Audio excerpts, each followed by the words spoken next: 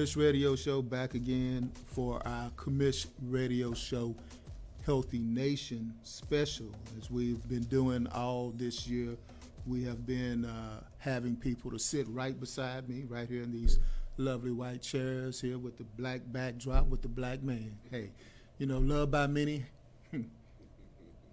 hated by few, respected by all, second to none, the Commish Radio Show. So we're today talking about prostate cancer. And this is something I wanted to just bring awareness to that we have had in the community throughout the world, not just the community here in Dallas-Fort Worth, but throughout the world, prostate cancer. It's a disease that many people don't want to talk about. You know, I mentioned that to a colleague this morning and said, whoa, don't think I want to listen to that. But, you know, this is a reason why we are here to talk about that because, well, we have to listen to that. And I have a good friend today, Marvin Cashaw. Marvelous Marvin. Yes, sir. What's going on, man? How you doing? Doing great. Glad to be here. Excuse me. All right. I'm glad to have you here. Yeah. Glad to have you here. We've been doing some business from time to time, entertainment and everything. And good friends. Your family's great supporters of the show. Oh, yeah. So, so I like to say hello to the First Lady, you know. So that being said, let's kick it. Let's talk about why we're here, man. Why are you here, man? We normally kicking it. We normally we have Tom Braxton, Jim Alston. You know, we have all these. Name some of the other folks we had. Aaron Blake. Yeah. We've had quite a few people come through and everything, and we've done a lot of entertainment, but this time we want to be informative here on it. Right. Prostate cancer. Yeah, absolutely. What's up, man? Well, you know, at first, like I said, I appreciate you allowing me to come on and speak on this because I just feel it's a passion that I need to get out there and inform as many people as I can. Because me growing up, it wasn't a topic that was talked in the household, and I'm not sure why, but I just did some research and may have a few answers. But I was recently diagnosed with prostate cancer a week prior to Thanksgiving, and I went in for my checkup, and doctor just said, hey, we need to go ahead and send you to a specialist and just kind of see what we have here. So went to the doctor and did some information and followed up with me, and he said, hey, your PSA levels are up, and I'll explain what all that means. But he said, it doesn't mean that you have cancer, it just may mean we just need to check into it a little further. And I said, okay, great. So went to the specialist, they had a biopsy, and he said, yeah, you have some cancer cells that are forming, and I think we need to, come to some kind of decision on what we need to do to address this. So, but before all of that, he said, I want you to just do some research. And I'm like, wait a minute, I'm coming to you. You're the doctor. Why do I need to go do research, And once he was explaining the reasons why, I kind of felt like I was that Charlie Brown, character sitting there, the teacher in the background going, wah, wah, wah, wah. And all I heard was the word cancer, and everything else just kind of, went out the back door. So research is important. But I did find out that in the U.S., 1 in 8 men in their lifetime will be diagnosed with prostate cancer. 1 out of 8? 1 in 8 men in their lifetime will be diagnosed with prostate cancer. But the disease does not affect all men equally, which is why, I kind of said, let me do a little research and figure this out. So as I dug a little deeper, Commish, I found that 1 in 6 black men will be diagnosed with prostate cancer in their lifetime, and they are more than 2 times likely to die from it. And that kind of struck a little nerve with me, because I said to myself, why is that? So a little bit more research, maybe, and again, I'm not saying that this is true. I'm not saying this is, I'm not a professional in this, but I'm just trying to share my journey. And I've noticed that, the health, the diet, if you will, the red meats, the processed, the ribs, the steaks, we love that stuff. Wait a minute, hold on. Now, I know you on the show and you talking, man, but let me kick it back to you. Sure, absolutely. Red meats. Yes, sir. Now, ribs, Steaks. steaks, and I was gonna leave here and have a steak. Yeah, I'm not saying you can't. I'm just saying I think that our diet, that we partake in, neck bones and pork chops and all the. That's meat. I know it is. I know it is. You- But it's the fried, it's the red process, and again pork and lamb and stuff of that nature. The body has a difficult time with processing all that. And again, we can go into that at a later time. Because you're beginning to lose me on now. Now I see why they say, hey, I don't even want to talk to you now. Yeah, But it's a difficult thing to administer. And we ain't even got to the other part. We're just talking about what you can eat and what you don't, Well, what you shouldn't eat. Or Yeah. not too much of it, at least. Go ahead. And I just decided, hey, I think that's where I need to start making some changes. Because I was, you can find me at a steakhouse. You can find me, pork chops any day. You and I, hey, meet me at the steakhouse. And I think that's where a lot of it comes from. But again, I'm not saying that I'm a professional here, but this is just something to look at. So I'll leave it at that. That's kind of where I left it. And then I decided I was diagnosed with it a week before Thanksgiving. And, my wife, she's very big on holidays and very big on Marvin. And I just couldn't spoil her holiday. I didn't want to, say, Happy Thanksgiving. Oh, by the way, I have cancer. Merry Christmas. Oh, I have cancer. So I waited 2 months to tell her that I actually was diagnosed with cancer. So holidays went through.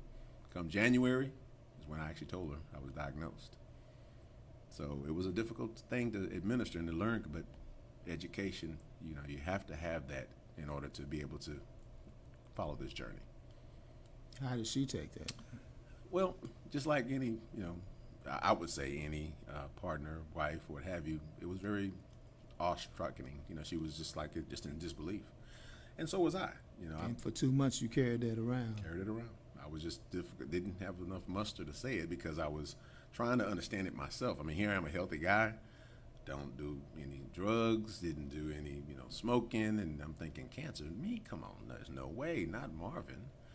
And 2 months it took me to get the education, to learn, all this cancer stuff, and I finally said, okay, I think I'm prepared mentally to start this journey, and I think part of it is you need to have your spouse or significant other that's, with you, because you cannot do it alone. I can tell you that.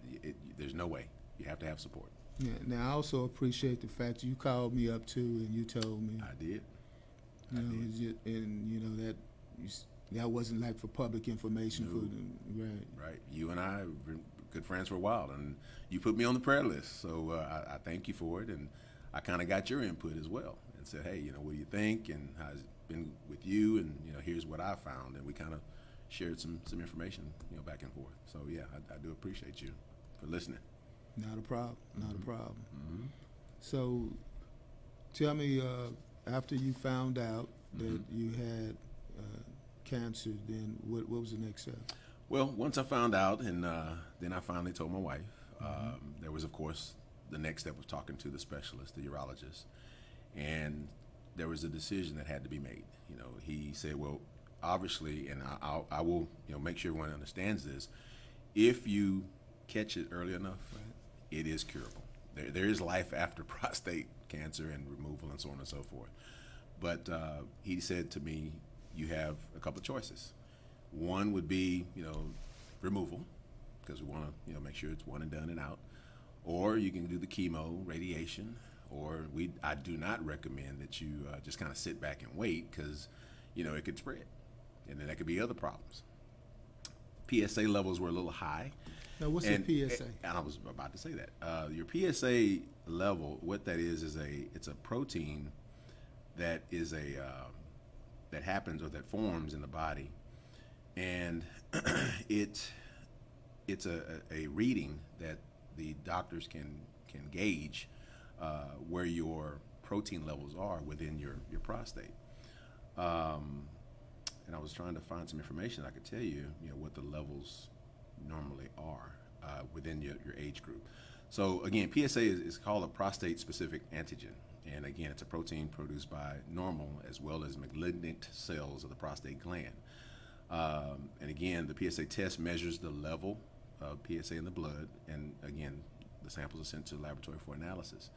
The age group, depending on where your mind should have been between 0 to 3.5, okay, because I was within that 50 to 59 age group.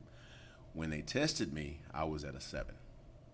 So the doctor said, well, not only is it high, it doesn't mean that you have cancer. It just means that we need to let's look into this. Let's figure out what's causing it, what's going on with it. And what got me to this level was I had been going to at night frequent urination, getting up 3-4 times a night. And I'm thinking, okay, I'm a young man. I drink a lot of water during the day. I walk. I'm thinking, hey, I'm just getting older. It's an old man's thing. He's got to get up and use the restroom a lot. But my wife kept saying, I don't know, I'm just not, that's not right here. We need to figure this out. So, again, I was getting close to the time of me having my checkup. Went on ahead, she had the checkup, and this is what we found. PSA levels were high. Doctor said we need to go to a specialist, and let's see if we can get a biopsy done. What did you say the levels were again? Mine was a 7. 7? Yeah, and it should have been between 0 to 3.5. So I was not. So I was actually double the amount. So did the biopsy, and doctor said within that, we did the biopsy. We took about 12 different samples, and top corner of your prostate had some cells that were forming that we need to do something. Because if not, it'll spread or you'll have some issues.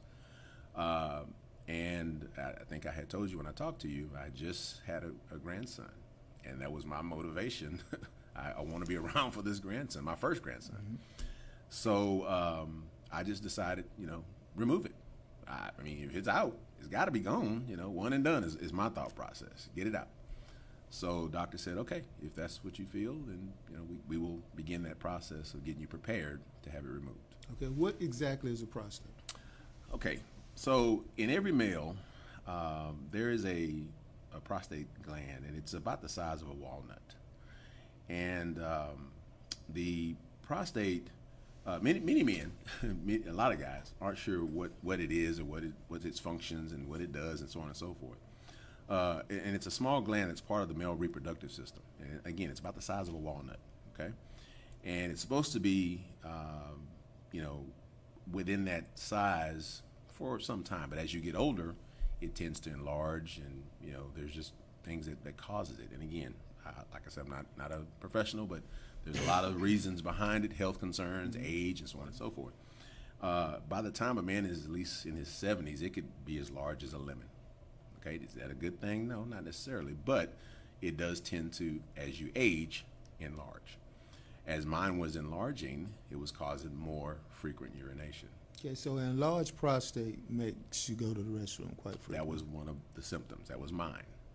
There could be, a tough time to urinate.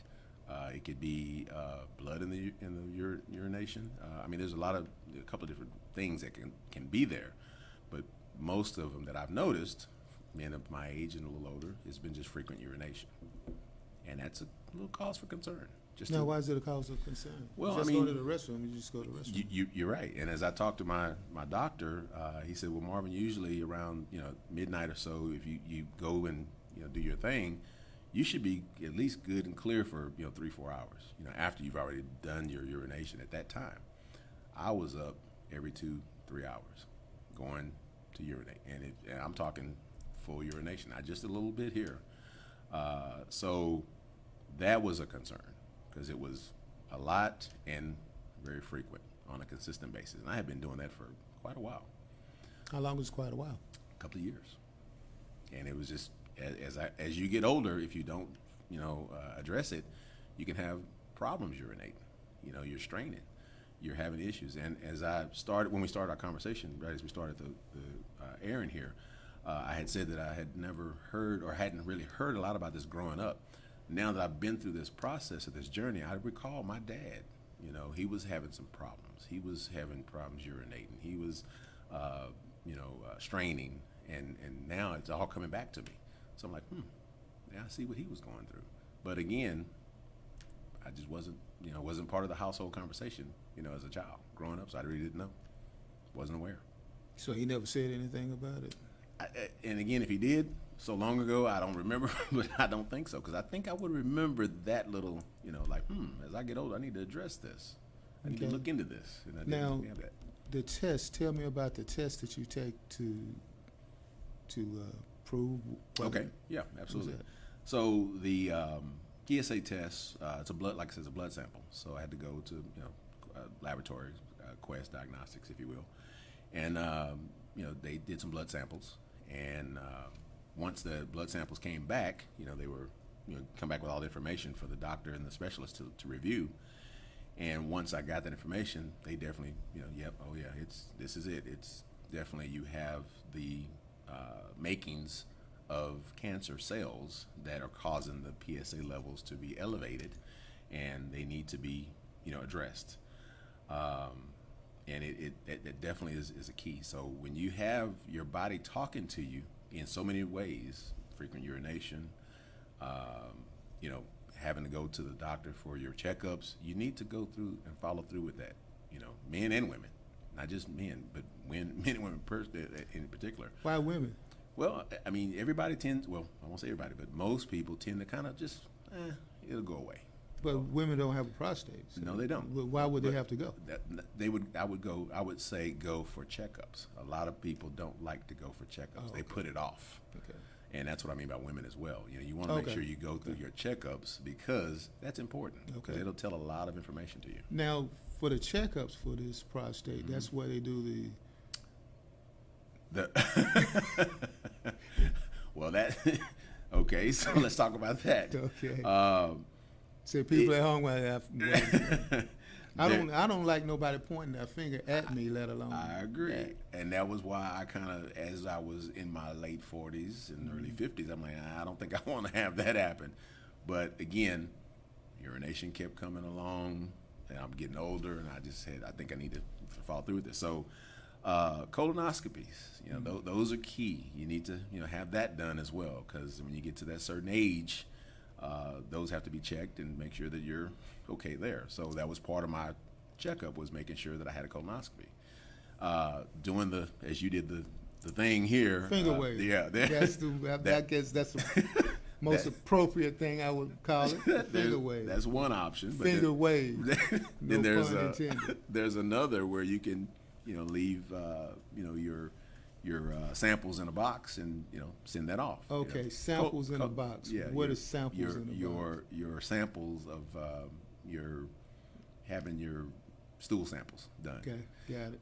And then sent that off to be checked. And there's a company called Cologuard that actually does that. And I think there's a lot of commercials that come on TV that talk about that. So you do your thing, send it off in the mail, and they come back and give the diagnosis, and there you go. So I had that done, prior to having the biopsy. Okay. Well, you said, speaking of commercials, let's go ahead and run a couple of drops here. We're at the 2:30 mark. So Angelo, the champ always has Angelo in his corner. Yeah. So, Yes. So Angelo, let's play a couple of drops and a couple of those commercials that we had brought in earlier today. All right. Who was that masked man? You mean you don't know? That was no masked man. That was the commish. Saturdays from 5 to 6 p.m. on the Fishbowl Radio Network.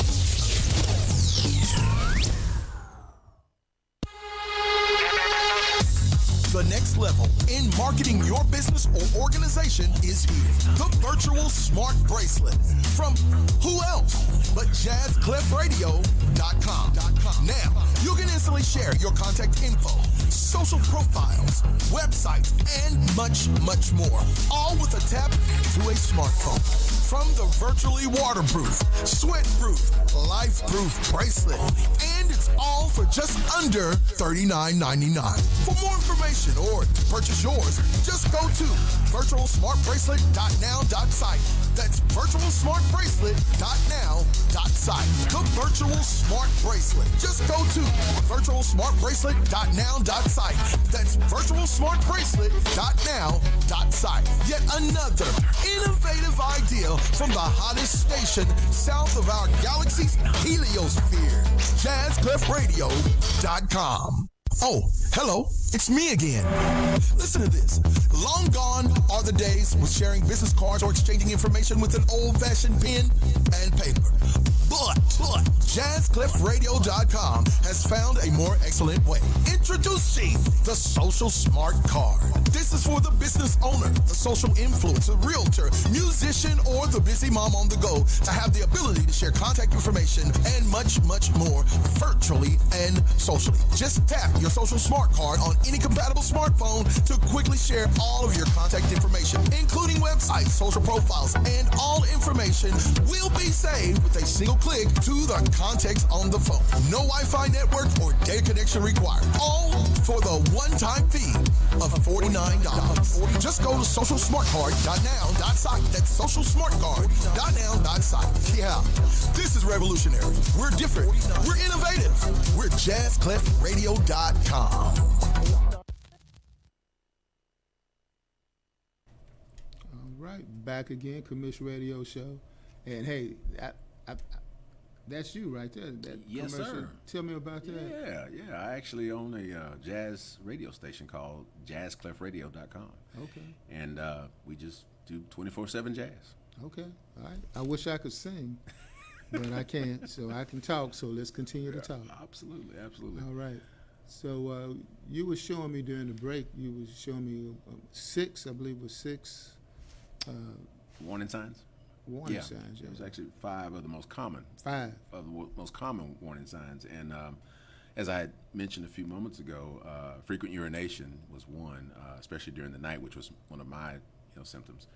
Then there's, of course, pain and the burning sensation when urinating or during ejaculation. And then there's trouble starting urination. And that's kind of what I remember my father was having issues with. He was straining and so on. Or stopping urination once in progress. So just kind of not having control over it. And then, of course, blood in the urine, or even sudden erectile dysfunction, which I'll go into detail here in a minute as far as what that's all about. But those are some of the common signs that I think men should, if you have any of those, it needs to be looked into or addressed, because it could be the start of something. Okay. All right. Well, you're definitely getting my attention and everything. Mm-hmm. The finger wave, colonoscopy. Yes.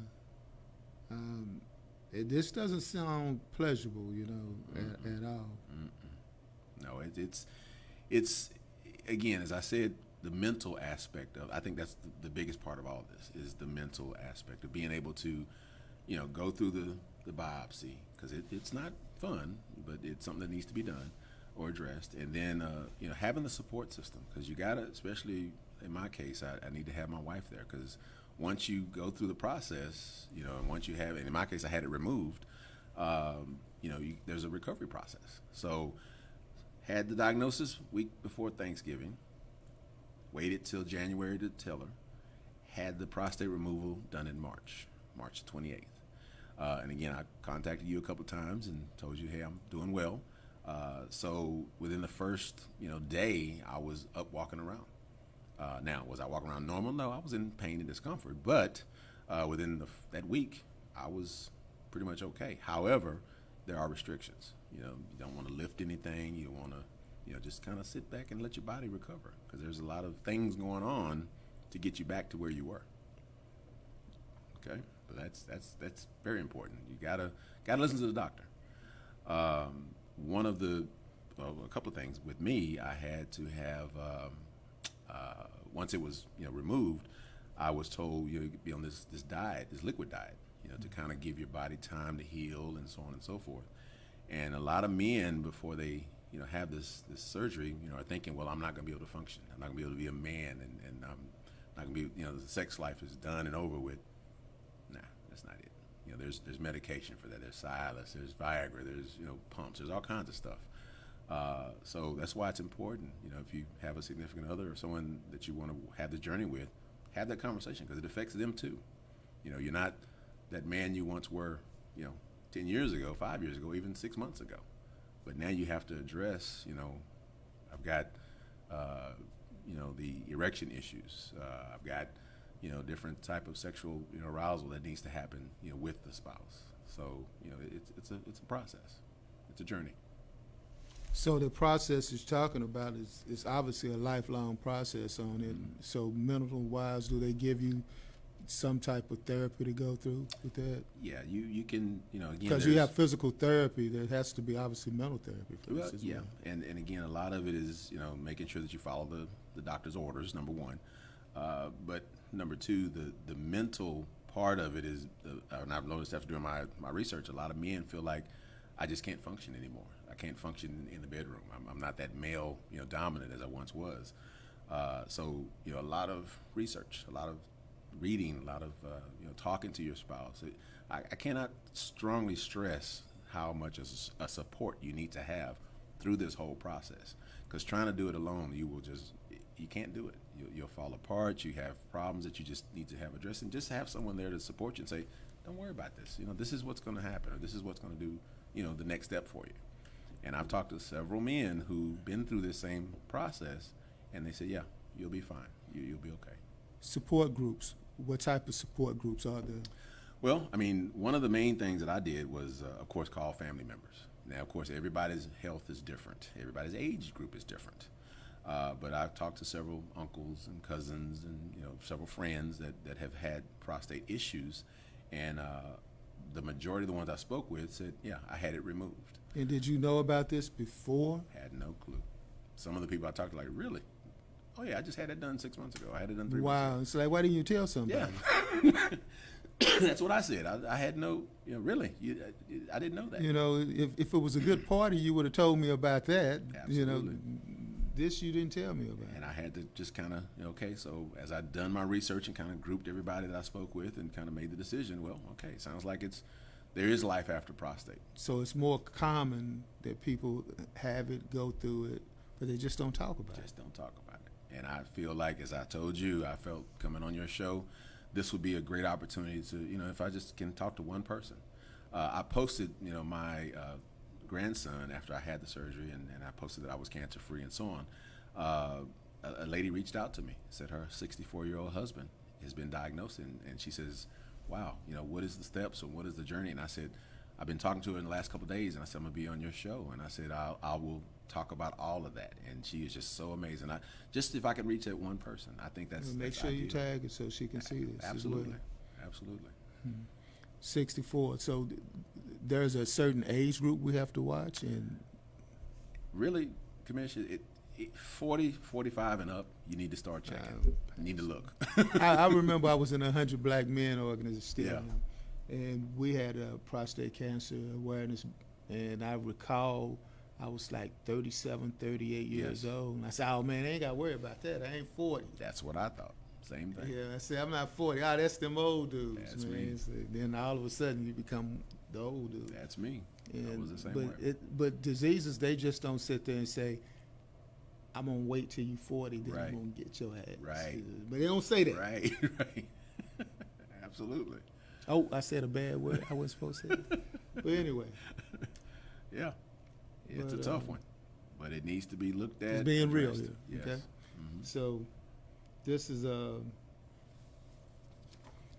very difficult in the sense that we as black men, we are taught that we have to be like this. You know? Yes. And if I have to define what this is, then you're not a black man. You wouldn't know what I'm talking about. Right. So anyway, that takes a lot of courage for you to even come here to even say that to another brother. Yes. To sit there and say this. But we are brothers, so Yes. therefore it doesn't take that much courage to Right. do that for that. But for other people that are listening in on that. So your goal is to help other people not go through what you went through. Yeah.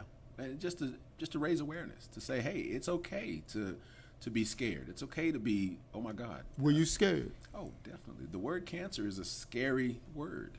And I'm thinking, there's no way. I'm 54 years old. I haven't reached, in my mind, I hadn't reached what I felt is the pinnacle of my life. I have a grandson that just was born. So I felt like I need to address some things and be here for him. So there you go. Okay. Let's play one of those drops and we'll be right back.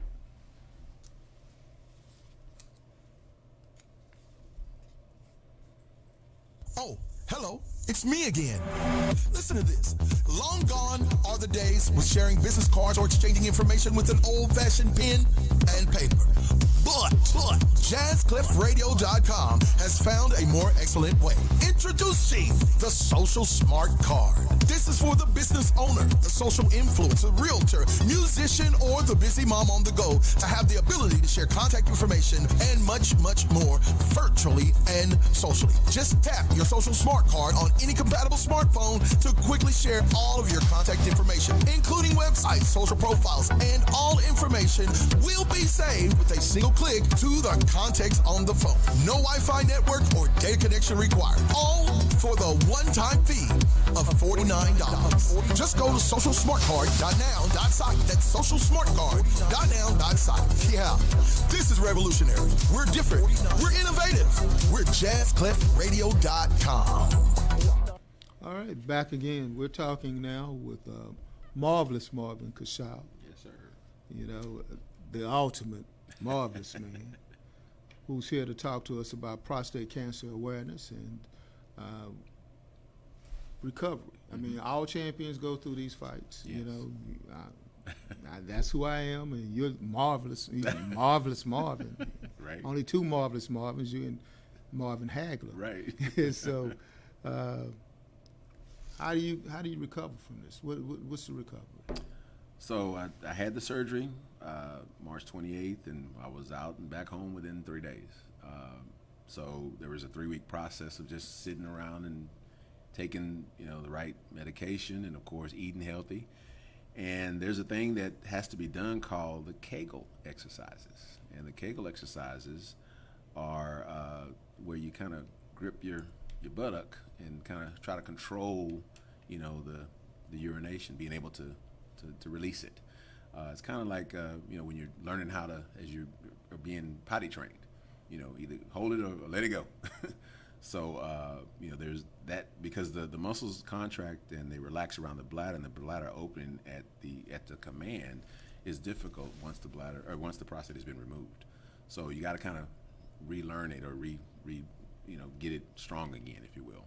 So, been doing that, still doing that, and there's times where you have what's called male incontinence, where you'll have some squirts, if you will. You can cough and have a squirt. But that's different from going and having a urination. So there's depends that you might need to wear to just make sure you don't have any accidents, when you're out and about. So there's a whole lot of different steps that need to within that recovery process. But I'm here to say it's not the end of the world. I'd rather have that than to be having to deal with the cancer and chemo and radiation and all the other. And I'm eating healthy and walking 2-3 miles a day. And this Walking 2-3 miles a day. Yes, sir. I sure am. And we were just talking before we came on air. I said I can't even walk down a flight of stairs. Hey, walk down a flight of stairs. That's bad. I ain't say walk up a flight. Right down. Walk down a flight of stairs. But that's important. Health, walking, exercising, Kegel exercising, eating right. And again, this all started a week before Thanksgiving, and now, where are we? This is, May 9th. Right, up to another holiday. Yeah. Yeah. So I am, ready to talk about it, and I'm doing very well. Okay, all right. Doing very well. We're going to keep you in our prayers, but we're also going to keep you on a rotation on the radio show. Absolutely. So we can have you come back on. Sure. And talk about this. One of the things you can put it on me, put the camera on me for a second, and that way we can roll up out. Mm-hmm. And just one of the things that we like to do on the Commish Radio Show is bring forth a healthy nation, Commish Nation Network, the real CNN, because we in your hood, your neighborhood. We want to make sure that you're able to understand what goes on, and we have a large amount of African-American men who are dying from this because we as African-American men don't talk about it. We don't talk about it. Mm-hmm. And this is where we're going to break the silence on it, and we're going to talk about it. And that's the reason why we want you to come back again so Sure. we can continue to do that. So we'll have other people to come in as well to talk about this so it'll be ongoing.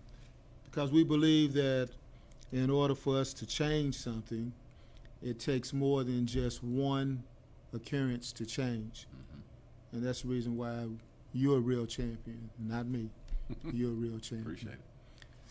Commish Radio Show, Monday. We're about to be out of town and out of time. And I know we're in Bedford, Texas, but we are headed now to Duncanville, Texas, because they're right now in the runoff. Mark Cooks is running for mayor, and as I said before, every vote counts, and they have a draw. Fighters have draws. And they have the two people that are in the runoff both have the exact same amount of votes. So every vote does count, and every opportunity does count, and one thing does count: your health counts. So that's the reason why we're here with the Commission Nation special for Monday, talking about our health, because our health is your health. Thank you for tuning in and listening. Thank you, Marvelous Marvin. My pleasure. And thank you for tuning in. Thank you. Take care. See you on Saturday.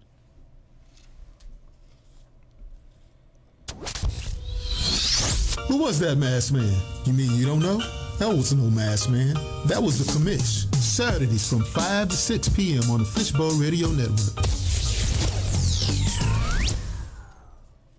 Hey, how you doing? This is Ed Gray of the Commish Radio Show. Stay tuned and tune in and be up to speed on everything in social justice, human rights, and politics on the Commish Radio Show, airing every Saturday, 5 p.m. on the Fishbowl Radio Network. Jump in.